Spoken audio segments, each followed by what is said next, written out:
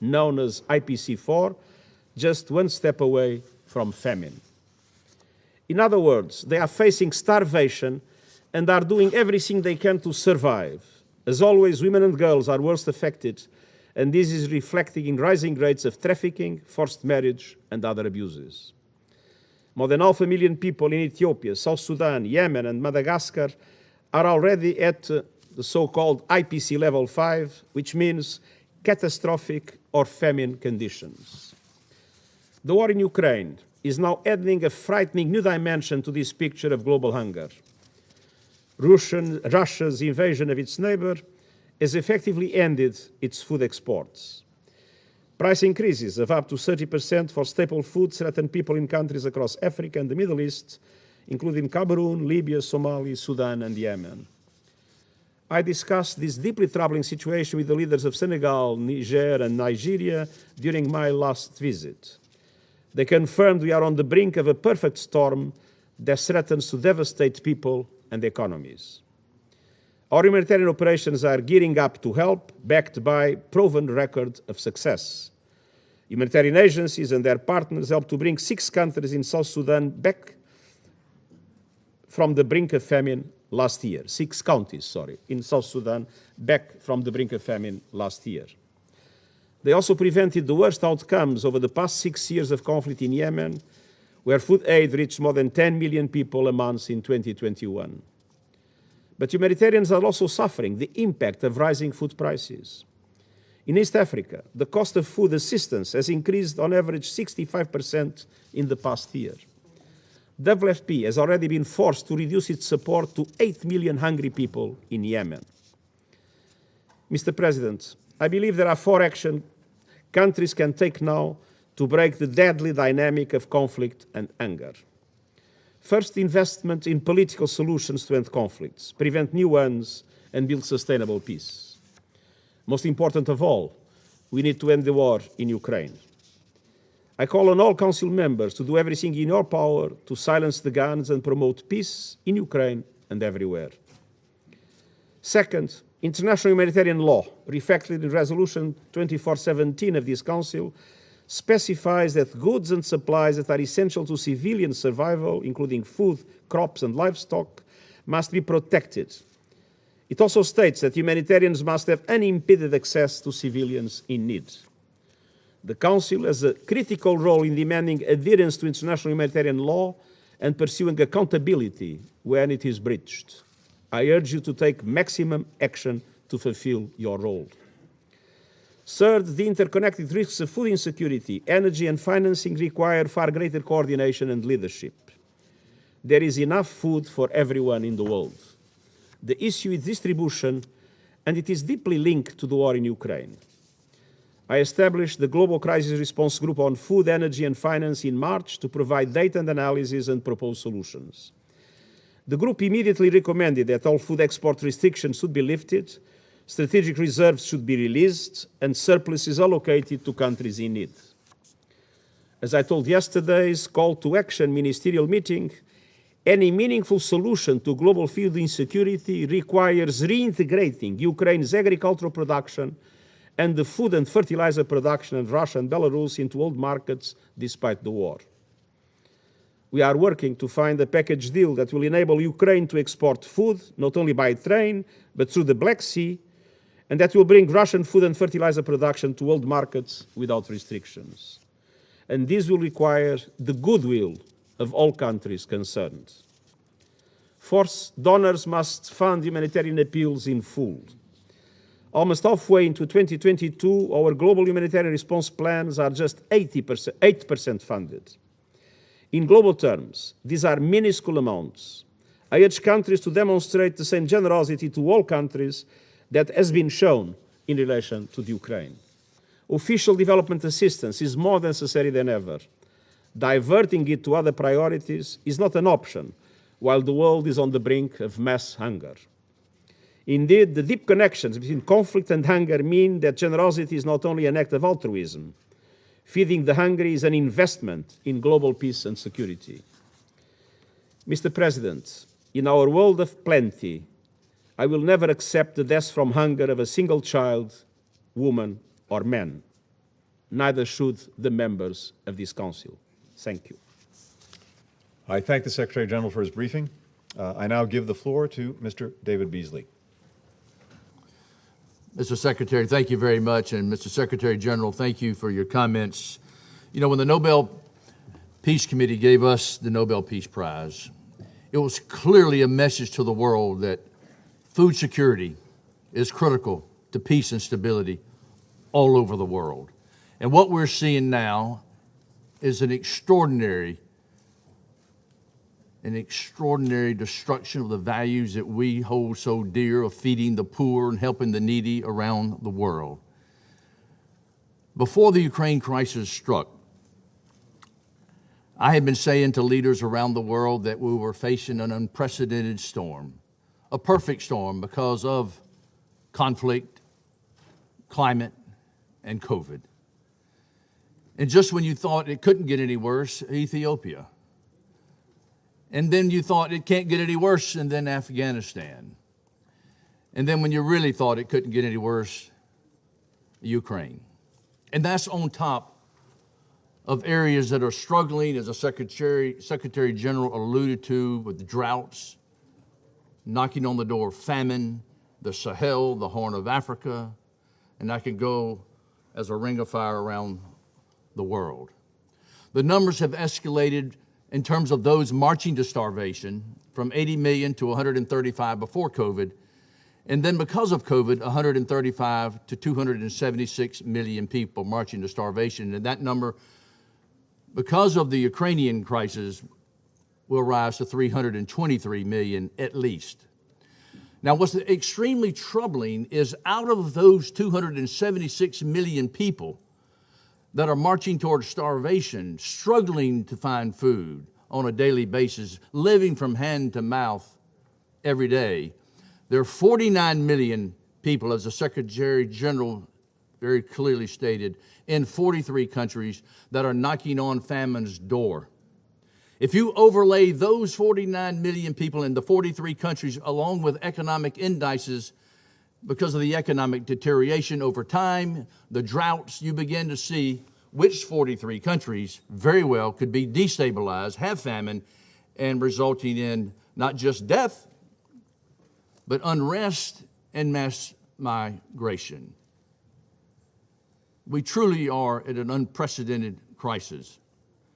Food pricing is our number one problem right now as a result of all this perfect storm for 2022. But 2023, it very well will be a food availability problem. When a country like Ukraine that grows enough food for 400 million people is out of the market, it creates market volatility, which we are now seeing. In 2007 and 2008, we all witnessed what happened when pricing gets out of control. There were over 40 nations with political unrest, riots, and protests. We're already seeing riots and protesting taking place as we speak. Sri Lanka, Indonesia, Pakistan, Peru. We've seen destabilizing dynamics already in the Sahel, from Burkina Faso, Mali, Chad. These are only signs of things to come. And we have enough historical experience to understand the consequences when we fail to act. When a nation that is the breadbasket of the world becomes a nation with the longest bread lines of the world, we know we have a problem.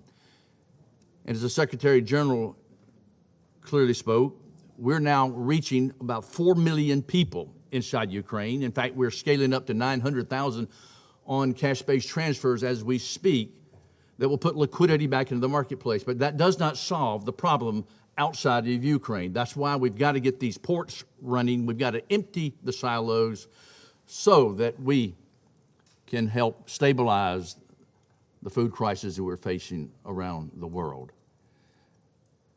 Over 36 nations get their 50% or more grain from this region. Those nations overlaid with the 43 nations I was referring to coupled with other economic indices and debt because of COVID, and you begin to see why the world is so very fragile. So we have to respond. Truly, failure to open those ports in Odessa region will be a declaration of war on global food security, and it will result in famine and destabilization and mass migration around the world. Many of you have been out in the field. You've talked to the poorest of the poor. I've had more mothers tell me, Mr. Beasley, my children hadn't been fed in 2 weeks. My husband had to join an extremist group just to stay alive. Or we have to migrate, or we have to choose between heating oil and cooking oil. And when a mother has to choose between freezing her child to death or starving her child to death, something's wrong, especially when there's so much wealth on the planet today, over $430 trillion worth of wealth today. The problem is going to get worse because the production around the world is going to decrease. And I think we all have been talking to the ministers of agriculture and leaders to maximize production as fast as we can. How do we get the fertilizers back out into the marketplace? Because the African Development Bank gave us some numbers the other day that were frightening. Africa alone will need over $2 billion of new fertilizer because of the cost, if they can get it at all, because of the smallholder farmers who rely on this. A loss of about $11 billion worth of food production in just Africa alone that's already struggling because of that perfect storm that we're talking about. The leaders in the world, it's time that we do every possible thing that we can to bring the markets to stability, because things will get worse. But I do have hope. We averted famine. We averted destabilization over the past many years because many of you in this room stepped up and we delivered. And we can do that again. But we've got things that have to happen: getting the ports open, stabilizing the markets, increasing production around the world. We'll get through this storm, but we must act, and we must act with urgency, and that must be today. Thank you, Mr. Secretary. I thank Mr. Beasley for his briefing. I now give the floor to Mr. Chu Dong-yu. Mr. President, distinguished members of the Security Council, I feel deeply appreciate the opportunity to speak to the Council on this important topic, and the continued attention placed on the issue of conflict and food security. 2 years ago, I briefed to the Council on the multiple risks facing global food security at the start of the pandemic. Today, we gather again for people, peace, prosperity, and the planet to discuss several overlapping crises on food safety, health safety caused by the climate change, food insecurity, COVID pandemic, and conflict. Worldwide, prosperity is being reversed. There is less food security, less health security, less income, and great inequality. My message today is more relevant than before. Agriculture is one of the keys to lasting peace and security. Excellencies, for the last 5 years, we have seen yet another spike in global level of acute hunger. According to the Global Report on Food Crisis, released the 4th of May this year, in 2021, about 40 million more people experienced acute food insecurity compared to the 2020, bringing the total of 193 million people in 53 countries and territories. Worryingly, the projection is for further deterioration through the 2022, including places with catastrophic food insecurity.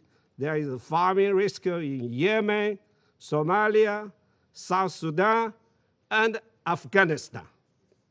FAO has stepped up its effort to strengthen agri-food systems, save lives, and protect the agricultural livelihood of the world most vulnerable. From our cutting-edge analysis, normative work, our global national policy guidance, and our life-saving aid, FAO helps people, communities, and the government cope with the growing uncertainty. Yet, more needs to be done together. Conflict remains the single greatest driver of hunger. Between 2018 to 2021, the number of the people in crisis situations in countries where the conflict was the main driver of acute food insecurity increased by staggering 88% to just over 139 million people. As the world had begun to recover from the COVID-19, another conflict with a far-reaching effect broke out. The war in Ukraine revived the concerns of historic high food and energy prices and their impact across the world. The war has disrupted export, logistics, and seriously affected food availability in Ukraine and Russia Federation together export 30% of cereals, 67% of sunflower in the world. The increase in energy and fertilizer prices is putting the next global harvest at risk. According to our latest scenarios, it could be increased chronic undernourishment, another additional 18.8 million people by 2023. We are neighbors on this small planet village. What happens to one affects us all. FAO has and will continue to fully align with Secretary-General's call to end the war, restore peace, and save lives. We must strengthen the humanitarian development, peace, nexus. We must analyze the root cause of acute food insecurity, including conflict, climate change, and apply these learnings to our actions. FAO does this through our integrated phase classification, IPC, analysis. It's widely accepted. Our co-leadership of Global Network Against the Food Crisis and our co-leadership of Global Food Security Cluster. Excellencies, we must prevent acceleration of acute food insecurity trend in the coming months and years. Food production at the country level must be expanded. We need to provide cash and critical input for cereals and vegetable production, and to protect livestock with treatment, vaccinations, feed, and water. Agri-food supply chain and value chain must be strengthened with engagement of public and private sector in support of smallholder farmers and households. This is what FAO has been doing in Ukraine, Afghanistan, and others countries. In 2021, FAO reached more than 30 million people worldwide with emergency agricultural assistance and resilient building programs. For example, in Afghanistan, we reached 3 million people, including with wheat cultivation packages.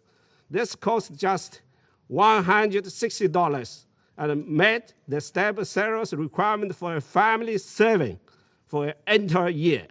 In local market, the cost for this same amount of food is 6 times higher. Our support helped the livestock farmers increase milk production equivalent to the level that would allow every Afghan child to have 1 glass of milk a day for at least 5 months. In Ethiopia, despite excess challenges, seeds and plant materials provided by FAO and agricultural cluster partners allowed local farmers to produce 900,000 tons of food, 5 times more than the humanitarian and commercial food supplies that entered the region. Despite this critical importance of agriculture to food availability and access in crisis contexts, only 8% of total funding for humanitarian food security sector goes to the agriculture. Excellencies, we must protect people, agricultural food systems, and economics against future shocks.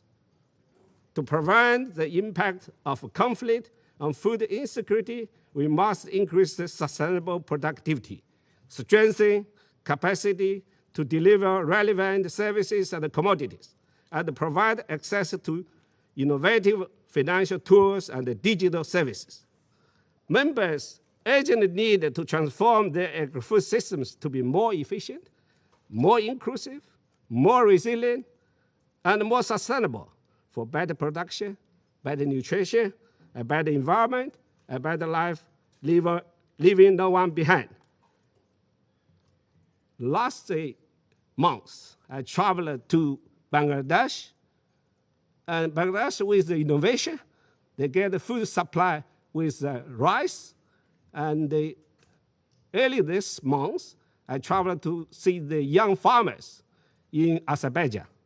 They produce 7 tons per hectare of winter wheat, use the new variety and irrigation systems and a proper fertilizer.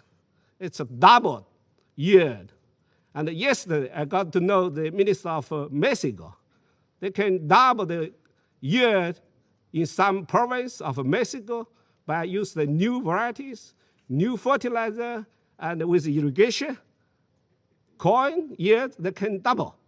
So it's a big potential.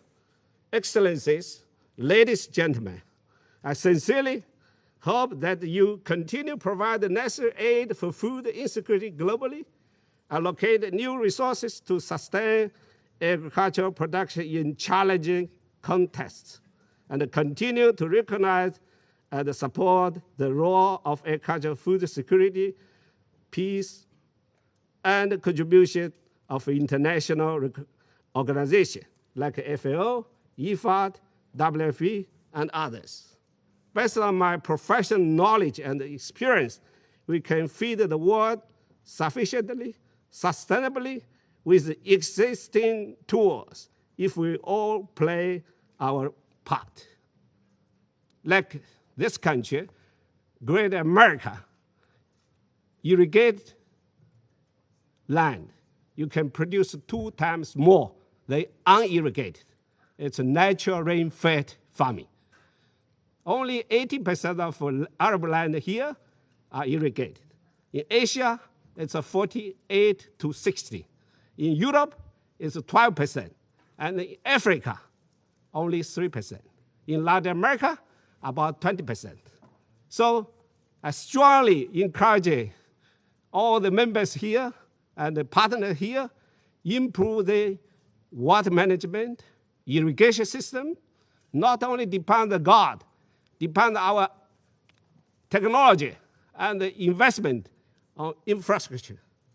That's what we need to unleash the potential of innovation, science, and responsible investment.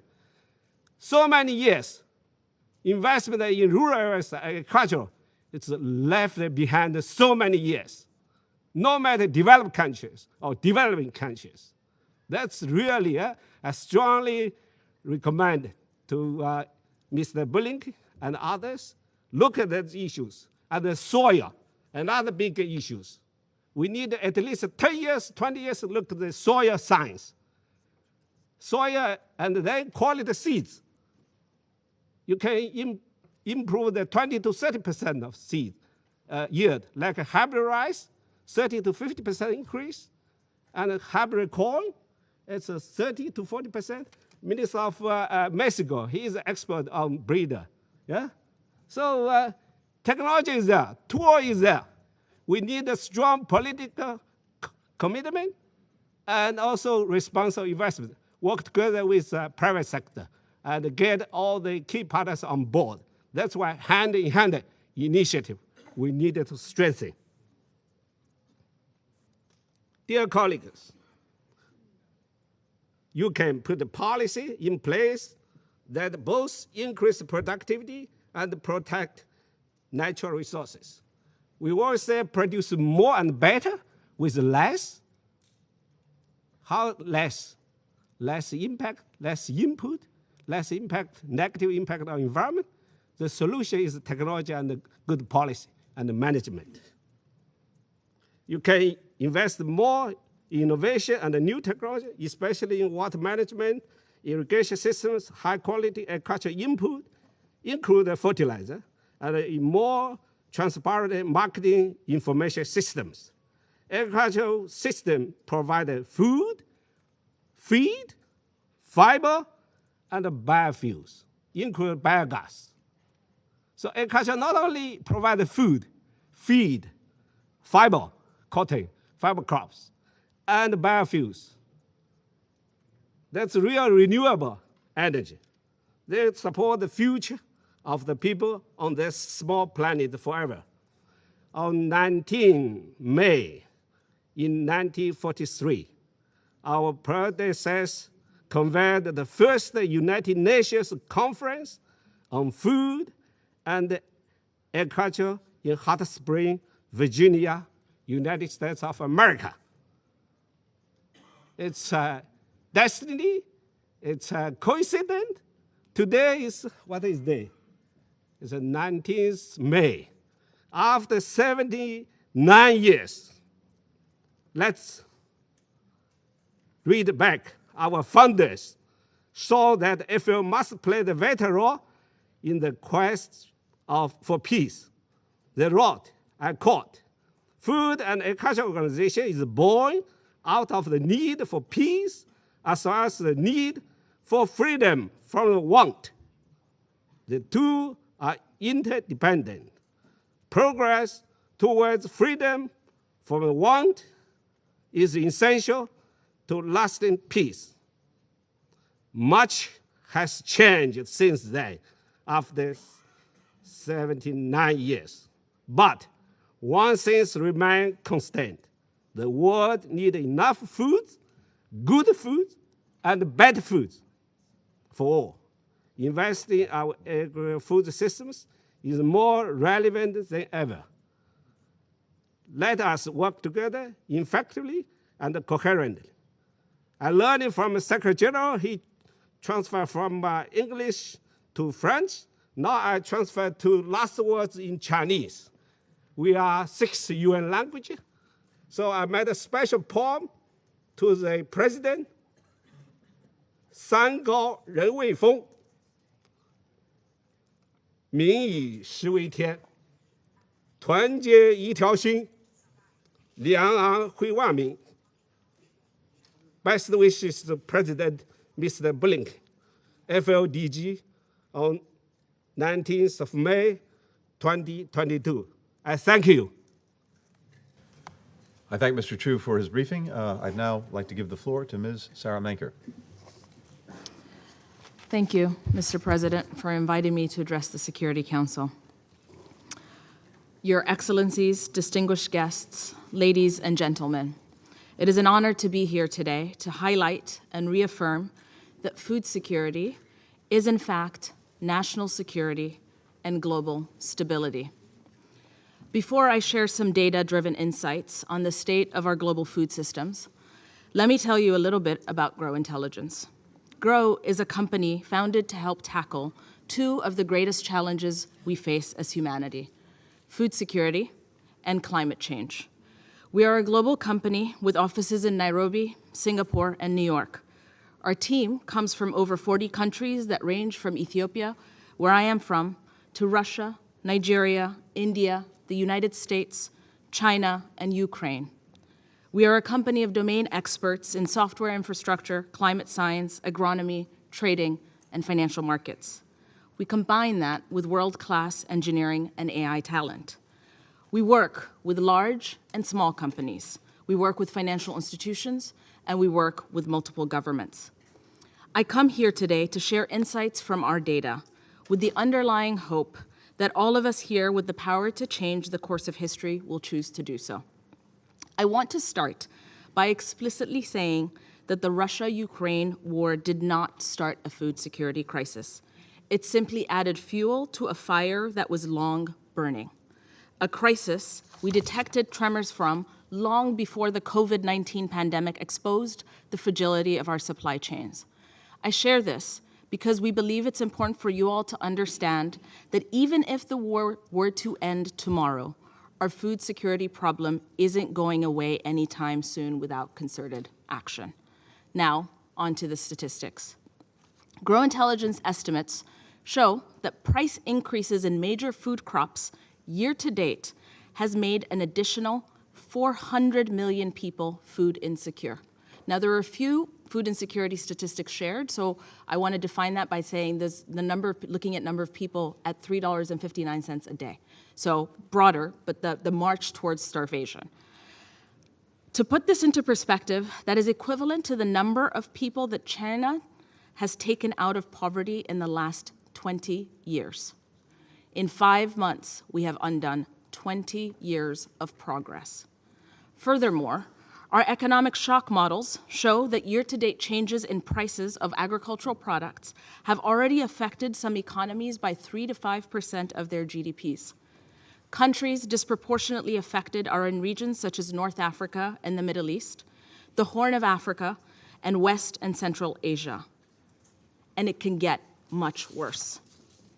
Data shows the food security challenges we face will last several years. There are 5 major challenges occurring simultaneously that are each individually extraordinary: lack of fertilizer, climate disruptions, record low inventories in cooking oils, record low inventories in grains, and logistical bottlenecks that have already started to unravel decades of global economic progress. Without substantial, immediate, and aggressive coordinated global actions, we stand the risk of an extraordinary amount of both human suffering and economic damage. This isn't cyclical. This is seismic. It's a once-in-a-generation occurrence that can dramatically reshape the geopolitical era. Now on to the 5 challenges. Fertilizers first. Global fertilizer prices have nearly tripled year on year and quadrupled over the past 2 years because of supply shocks driven by logistical bottlenecks, restrictions on natural gas which impact the ability to produce fertilizer, sanctions, and export restrictions amidst the Russia-Ukraine war. This risks significant crop yield reductions in key producing regions such as Brazil, the United States, and Western Europe later this year and next year, severely impacting global food security and inflation for the next 3 to 5 years at a minimum. 2, climate. Global drought conditions for wheat are the worst in over 20 years around the world. Major bread baskets, such as the United States and Brazil, the world's 2 largest exporters of agricultural products, are also experiencing extreme droughts. For example, Brazil's cropland soil moisture is at a 20-year low. Major grain importers in the Middle East and Africa are also experiencing record droughts. Namely, we have both major importers and exporters experiencing exceptional drought conditions. 3, cooking oils. The price of traditionally cheap palm oil has nearly tripled in the last 2 years, driven by increased biofuels demand, drought in regions that produce alternative cooking oils such as Brazil and Canada, record import demand from China, and the loss of nearly 75% of global sunflower oil exports due to the Russia-Ukraine war. The recent export ban in Indonesia, the world's largest palm oil producer who is responsible for 60% of global production, has added significant upward price pressure to vegetable oils. 4, grains. Official government agency estimates from around the world put wheat inventories at 33% of annual consumption. Verifiable data from public and private sources that we as a company organize and then build statistical models to connect the dots between in our platform show that global wheat inventories are in fact closer to 20%, a level not seen since the financial and commodity crisis of 2007 and 8. We currently only have 10 weeks of global consumption sitting in inventory around the world. Conditions today are worse than those experienced in 2007 and 8. It is important to note that the lowest grain inventory levels the world has ever seen are now occurring while access to fertilizers is highly constrained and drought in wheat-growing regions around the world is the most extreme it's been in over 20 years. Similar inventory concerns also apply to corn and other grains. Government estimates are not adding up. 5, logistics.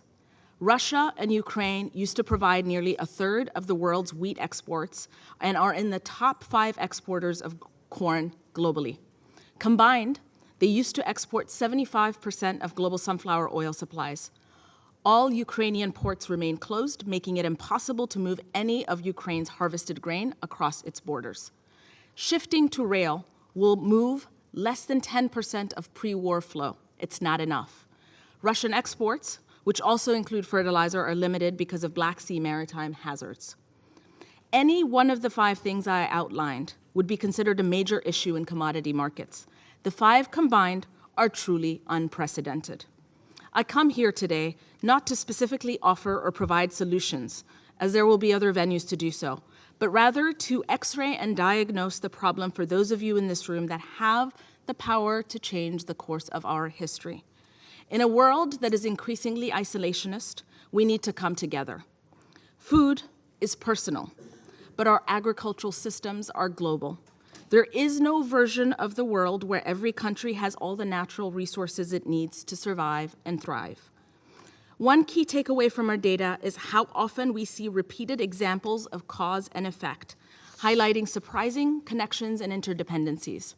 For example, the United States, the most self-sufficient country globally, a consumption-weighted basket of food, a grocery basket, has doubled in price since April of 2020. Price increases were driven by unprecedented demand around the world, increase alongside climate-related supply-side shocks. We cannot solve food insecurity on a national scale anywhere. One thing we strongly believe: we can have a healthy economy and secure food system without degrading our environment. We have the capability to help everyone feel secure about having enough food. Data helps us navigate because we aren't blind to food security-related risks and outcomes. We can't say we didn't know. There are positive solutions and approaches that can be offered and delivered, but they will require coordinated global effort. We are all dependent on one another. In wrapping up, what does the data tell us about risk and interdependencies? It tells us, not unlike the global financial crisis of 2008, there are fault lines and tremor-like early warning signals that are seemingly disconnected globally, but they aren't. What does the data tell us about hope? It tells us that while the next few years are going to likely be difficult as a result of the statistically unusual confluence of the 5 challenges I shared, we can coordinate a global response, eschew to each their own mentality as to food security and climate risk, be willing to have constructive, albeit discussion, at difficult conversations, and jointly accept that what we have to address is less of a food shortage and more of a crisis of prioritization. I thank you. I thank Ms. Maker for her briefing. I shall now make a statement in my capacity as the Secretary of State of the United States of America. And again, good morning to everyone. Thank you all very much for being here. My thanks to the Secretary General, to Executive Director Beasley, to Director General Chu, and to Grow Intelligence CEO Sarah Maker. Thank you for the superb briefings of the Council today. that bring powerfully before us the facts and the challenge that we have to meet. And thank you for your work every day on an issue that is truly critical to humanity. We do meet at a moment of unprecedented global hunger, fueled, as we've heard, by climate change, by COVID-19, and made even worse by conflict. Indeed, conflicts around the world are increasingly driving this crisis. According to the Food and Agriculture Organization and the World Food Program, the number of people affected by food insecurity due to conflict rose from about 100 million people in 2020 to 139 million or so people in 2021, to an estimated 161 million people in 2022. The World Bank believes that Russia's war in Ukraine could add another 40 million people to this total. Yesterday, we had ministers from more than 30 countries come together here at the United Nations to address the drivers of and advance solutions to global food insecurity, including by meeting the urgent need for food, for fertilizer, humanitarian financing, investing more in the resilience of agriculture and vulnerable populations.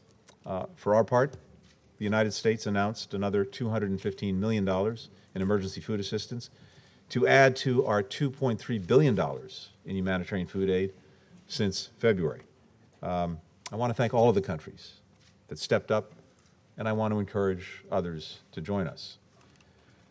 In 2018, this Council adopted Resolution 2417, which condemned the use of starvation of civilians as a tool of war, and noted that such a use may constitute a war crime. Yet, in the years since that resolution, the problem has only grown worse. The Russian Federation's flagrant disregard of this resolution is just the latest example of a government using the hunger of civilians to try to advance its objectives.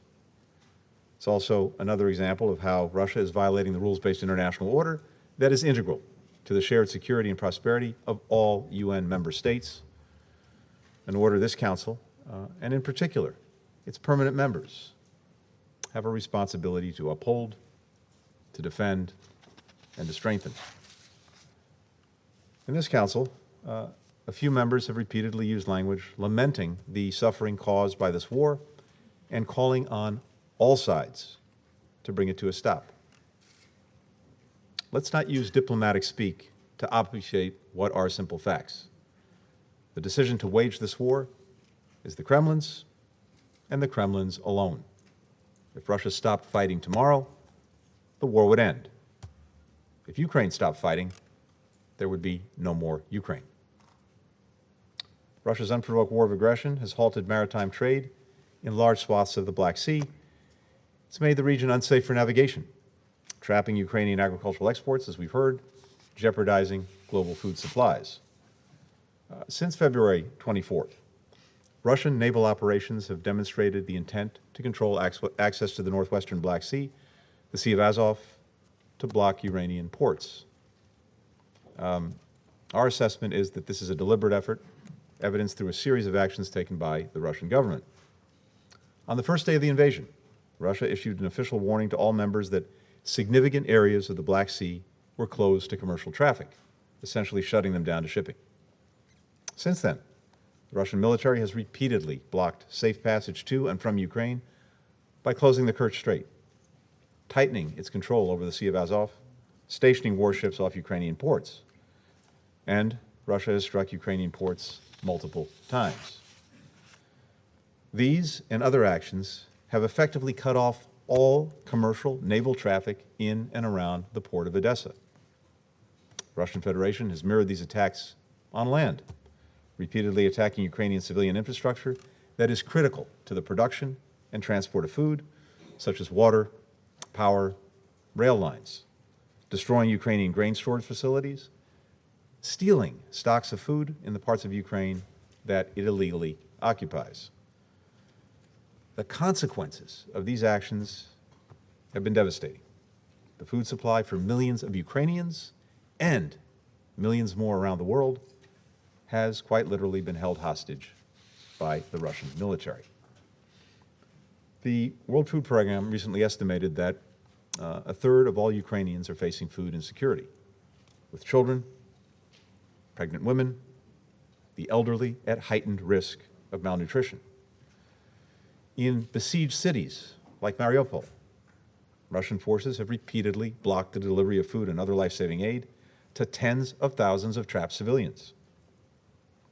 A mother who recently escaped from the city talked about the agony of watching her 6-year-old daughter suffer the daily pang of hunger and being powerless to do anything about it.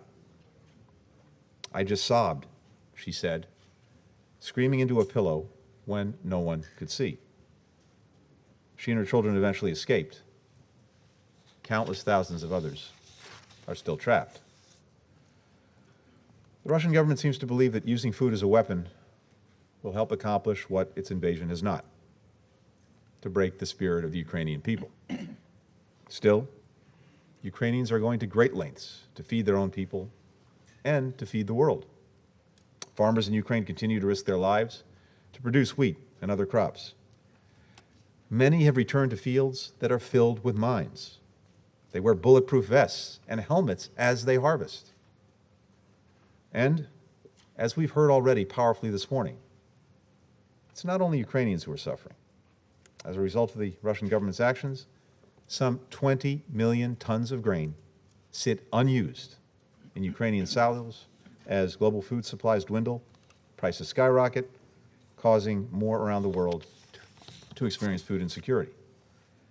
This includes countries already under enormous duress. The Secretary General alluded to a number of them, like Lebanon, which usually gets 80% of its wheat imports from Ukraine.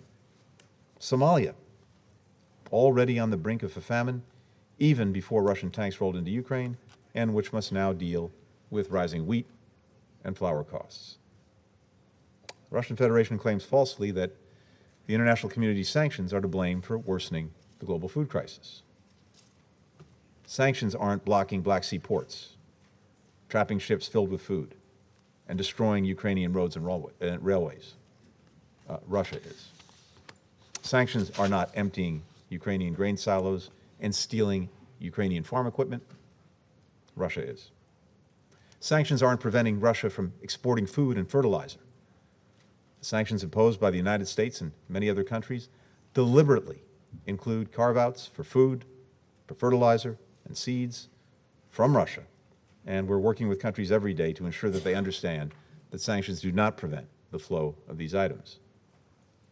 No, the decision to weaponize food is Moscow's, and Moscow's alone. Don't take my word for it. Even Dmitry Medvedev, the deputy chairman of Russia's Security Council, former Russian president, recently said that Russia's agricultural products were, and I quote, "its quiet weapon," end quote.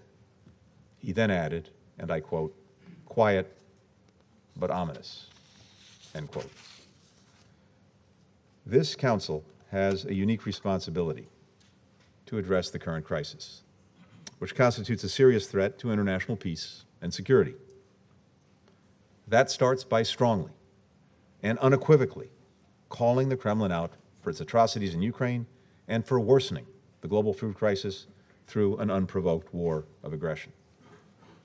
More concretely, members of the Council, and for that matter, every UN member state, should press Russia to stop actions that are making the food crisis in Ukraine and around the globe worse than it already was. Stop blockading the ports in the Black Sea and the Sea of Azov. Allow for the free flow of ships and trains and trucks carrying food out of Ukraine.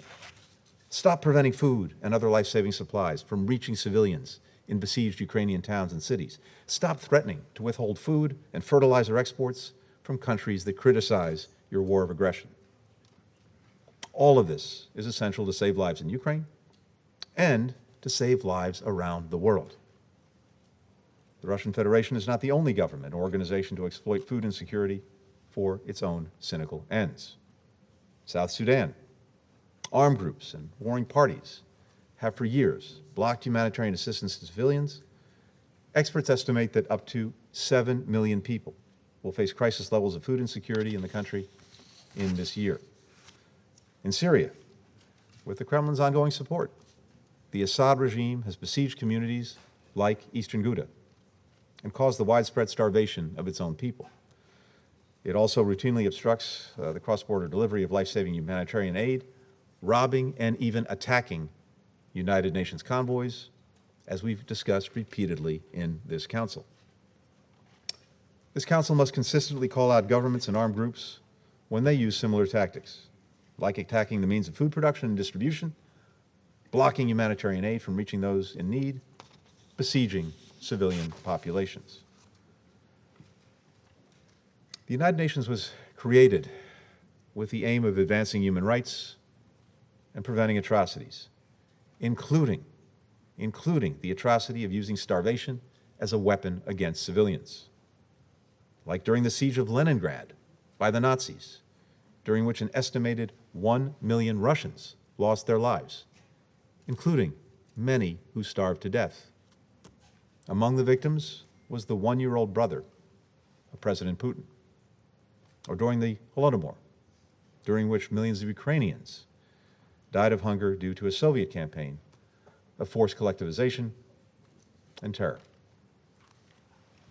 It is on us to prevent this history from repeating itself, to make sure that the past is not prologue. It's simple. The lives of millions of people depend upon it. I now resume my function as President of the Council, and I would like to give the floor to Her Excellency Shirley Ayokor Bachwe, the Minister of Foreign Affairs and Regional Integration of Ghana. Thank you, Mr. President.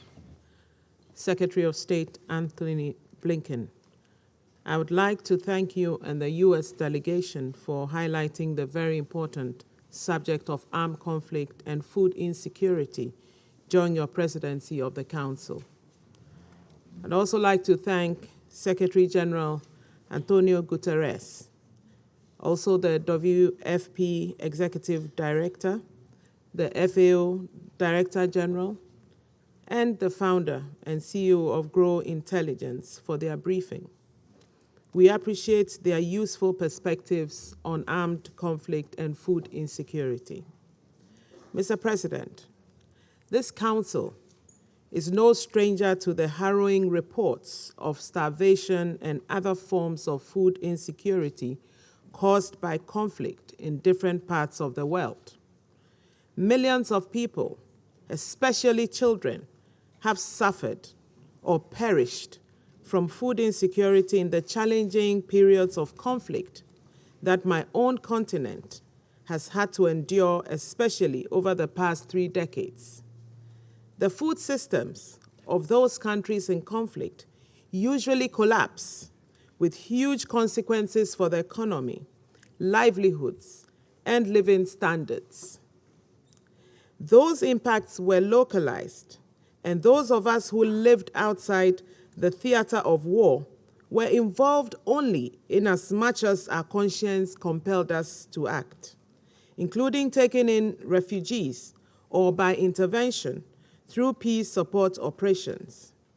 Today, however, perhaps the first time since the Second World War, we see the impact of one conflict on food security in every country, every home, and on everyone. We experience together the profound anxiety of a global economy in uncharted waters, buffeted by uncertain headwinds. It is in this context that Ghana welcomes the important contribution that Resolution 2417 makes in acknowledging the interlinkages between conflict and hunger. There is still much to be done to build resilience in food systems and enhance global respect for norms relating to the population's right to food, regardless of the state of conflict, and to integrate peace-building objectives into the creation of resilient food systems with a backward interlock of food security objectives into peace-building programs and activities. Mr. President, as we mark the 4th anniversary of the Council's adoption of Resolution 2417 this month, unfolding global events continue to be a rude and painful reminder of the debilitating linkages between armed conflict, hunger, and food security. Though the current global food insecurity crisis predates Russia's invasion of Ukraine, the war has clearly exposed the interconnected nature and fragility of global food systems, with serious consequences for global food and nutrition security, particularly for vulnerable countries and populations. The food crisis that millions of the world's citizens confront now, especially in Africa, which is the hardest hit, cannot wait until we have a perfect outcome among all states. What is needed are purposeful actions that support efforts of developing countries such as the African Common Position for Sustainable Food Systems. Those actions must focus on building resilience in economies and food systems. The scale and effectiveness of the efforts of the IMF and the World Bank in filling the financing gap in Africa in response to the COVID-19 pandemic through fast-track facilities, contingency emergency financing, as well as the IMF's issue of special drawing rights, amongst others, provide a model for addressing short-term shortages and building resilience. It also requires action by the parties to the conflict to facilitate the movement of food and fertilizers through the Black Sea ports and other transportation lanes, and we call on those in a position to do so to act in the interest of international cooperation and the values of our United Nations. We are encouraged by the role that global humanitarian hubs such as the International Humanitarian City in Dubai and regional humanitarian hubs like the one in Accra can play in interconnecting humanitarian needs with food availability. The international humanitarian community must deepen their national and regional coordination mechanisms for programming and responding to humanitarian crises and align their interventions with national and regional response plans. Additionally, major donors must cooperate to shift funds out of separate silos to enable integrative work, and also in a manner that does not prioritize food distribution to vulnerable communities over the sustainable approach of helping them to reconstruct their food systems. In concluding, I'd like to stress Ghana's readiness to join any efforts aimed at removing export restrictions on excess grains, to bring on stream grains in parts of Eastern Europe, where the present conflict is raging, a reactivation of global maritime transport with a priority on food supply, and to ensure that those countries that are experiencing the perfect storm of pandemic and war have the required credit to purchase grains and food supply. We must do all in our power to prevent starvation and death anywhere, and to restore economic and financial stability for the sake of all our peoples. I thank you for your attention. I thank Her Excellency, Ms. Botchway, for her statement. I'd like to give the floor now to Her Excellency, Ms. Rachel Omomo, Cabinet Secretary for Foreign Affairs of Kenya. Thank you, Mr. President, for giving me the floor. I congratulate you, Honorable Secretary of State, for the United States' able stewardship of the Security Council this month. And I thank you for this invitation to this important open debate, and also express the gratitude of our delegation to you for leading insightful conversations on the important subject of food security over the last 2 days. It takes courage to lead, and we thank you. I also thank the Secretary General and the other distinguished briefers for their insightful remarks. I particularly applaud Sarah, who I know from Kenya. I say asante shukran. Mr. President, throughout history, sharp and rapid rises in food prices have often been a root cause of social unrest, political stability, and violent conflict. Even today, the price of bread in many countries is a reliable indicator of rising political tensions. The fact that we are having this discussion in the Security Council is proof that the recent rise in food insecurity may lead to heightened threats to international peace and security. The facts, to say the least, are alarming. In the Horn of Africa, an extreme drought could cause up to 20 million people to go hungry this year, and many of those people will be women and children. This emergency is making it more difficult to pursue and sustain peace.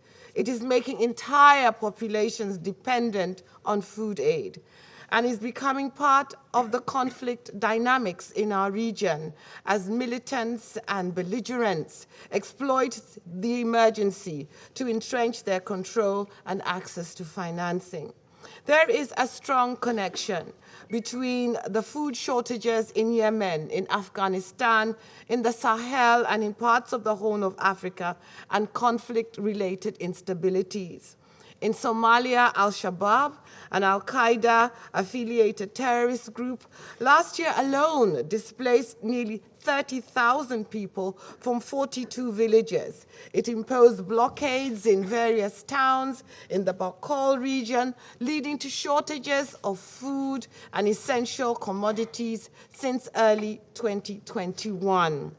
This weaponization of food is a matter that should be of concern to all of us at the United Nations Security Council.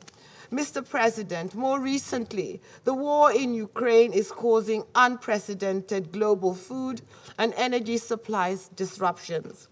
With Ukraine and Russia as major global suppliers of wheat, sunflower oil, barley, as well as fertilizer, the conflict-induced disruptions have driven food prices sharply higher. We commiserate with the people of Ukraine, and we understand their suffering, which is real and regrettable. But we also wish to note that this war is leading to many more victims around the world. Against this background, Kenya appreciates the Secretary General's initiative in establishing the Global Crisis Response Group on Food, Energy, and Finance.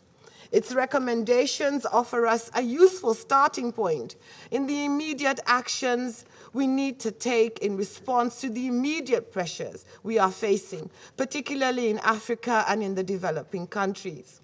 However, colleagues, we must do more than take short-term actions in the hope of a return to the status quo. That status quo, even before the outbreak of the war in Ukraine, was filled with expanding and protracted famines. The status quo must be unacceptable to all of us. We must address it with alacrity through cooperation and through a new kind of multilateralism, a multilateralism that uplifts and focuses on the weakest of our peoples. We need to learn from COVID-19 and the pandemic that it has spawned throughout the world, that we need to be taught and we need to learn that manufacturing capability and production must spread into different regions of the world. In the same way that the pandemic invites us to seek fundamental change, this food crisis calls for us to reach for bolder solutions. One of the least appreciated and most consequential changes underway should inform this conversation, and that is the impact of population growth in Africa and in the developed world. There is increasing certainty in the projection that Africa's population may reach 2.5 billion by 2015. And this population will move from the rural areas to urban settings, leaving Africa with fewer farmers, fewer hands to produce food. The ability to provide this enormous population with affordable food, decent jobs, security, and other public goods means that Africa must have competent states, states able to deliver value for their people. And therefore, as we tackle food security, let us tackle the capacity challenges in Africa. Let us build strong states with strong capabilities. Recognizing this, His Excellency President Uhuru Kenyatta made food security one of his big 4 agenda items in his second term. This has led to higher investment in the agricultural sector, subsidies for fertilizers for small-scale farmers, and a focus on increasing the income of farmers through improved market linkages based on ICT platforms. There's a lot more that we need to do in Kenya. And there's a lot more that we need to do worldwide and in Africa to ensure that food security does not become an existential threat for all of us. Lack of ambition, lack of innovation, lack of courage will be the only impediment to finding solutions for the multiple crises that are beginning to grow throughout the world. It is for this reason that we look forward to welcoming all of you to the 2nd UN Oceans Conference that Kenya will co-host with Portugal in June this year. This conference will give us an opportunity to harness and integrate the dividends of the oceans into a sustainable and equitable food future. We must use all the food available to mankind. We must use our oceans. We must use our land to increase productivity for our people. Allow me, therefore, as I close, to make some proposals on how we can act together, as I said, in a spirit of change, in a spirit of multilateralism, and in a spirit of cooperation, so that we can be that generation that answered the historical call to action at a time such as this. First, let us shift Africa's place in the global trading system. We can no longer solely be the source of raw materials and cash crops while importing food to feed the fastest growing population in the world. We need to modernize our agricultural systems, not only for large-scale farmers, but for small, poor, rural farmers. Africa must move beyond rain-fed agriculture, and we need to build fertilizer factories, seed factories, pesticide factories. We need research institutions. We need to be able to provide our farmers with the know-how, the data, and the will to invest in agriculture. A big part of that is ensuring that in addition to feeding domestic demand, agricultural markets in Europe and other wealthier regions must also open their doors to African products, African food products. The end of unnecessary tariffs must go. The countries with the largest shareholdings in international financial institutions need to insist on a fundamental shift in financing, enabling agricultural and food systems transformation, and this must include climate change financing with an emphasis on adaptation to assist those who suffer from climate shocks perpetually. Second, it is essential to build a bridge between humanitarian assistance, development, and peace building. Long-term food assistance should actively integrate peace-building approaches by prioritizing the humanitarian development and peace nexus. If we are to improve food security needs, greater cooperation and coordination between actors in humanitarian assistance and development cooperation and peace building is fundamental. Adding to this, the Security Council must demand that all parties to armed conflict comply with their obligations under international humanitarian law by taking constant care to spare civilian objects, including objects necessary for food production, and also unlocking embargoes and blockades that prevent the movement of food. Third, local response mechanisms and capacities to food crises and conflicts need to be better understood and integrated into relief operations as well as national response strategies. Fourth, the international community must unite in upholding the values of market openness with the understanding that food security is a transnational problem. Fifth, and even more crucially, to establish and build on existing global emergency mechanisms that include debt restructuring, debt delay, and food aid, given that traditional approaches must not only respond adequately to extreme global food shocks, but they must also upbuild and strengthen nations. Mr. President, breaking the link between conflict and hunger and harnessing the potential of food security to contribute to peace demands our collective action and objective collaboration. We must therefore strive to uphold Resolution 2417 because our aspirations for development, security, and human progress rest on achieving food security for all. I thank you. I thank Her Excellency Ms. Omamo for her statement. I would like to now give the floor to His Excellency Mr. Michael Moussa Adamo, Minister for Foreign Affairs of Gabon. Monsieur le Président, je vous félicite pour l'initiative de cette